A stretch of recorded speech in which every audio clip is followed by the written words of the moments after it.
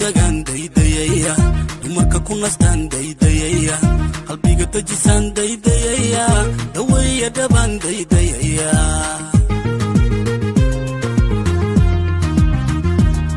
duntiya salkan daydayaya diiniya dhaqan lan daydayaya dirkayga midlan daydayaya duriyad goobaan daydayaya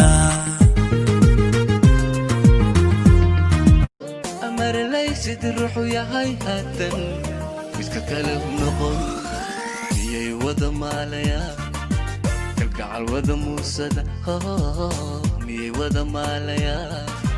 kalgacal wada